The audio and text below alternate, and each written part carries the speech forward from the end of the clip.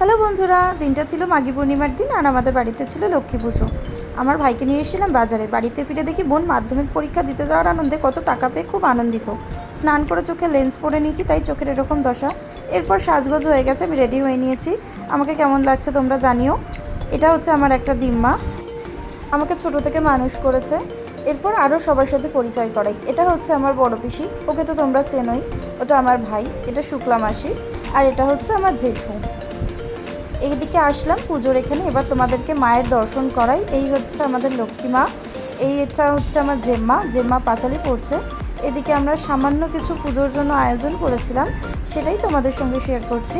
কেমন হয়েছে আমাদের ঠাকুর সাজানো, কেমন হয়েছে তোমরা কমেন্ট করে জানিও। এরপর চলে এসেছি ওপরে, যেখানে আর কি সামান্য কিছু খাওয়ার ব্যবস্থা হয়েছে। তো দেখো সবাই চলে এসছে খেতে, খাওয়া দাওয়া শুরু হয়ে গেছে। এই ছিল আজকের আমার ভিডিওটা কেমন লাগলো তোমরা জানিও।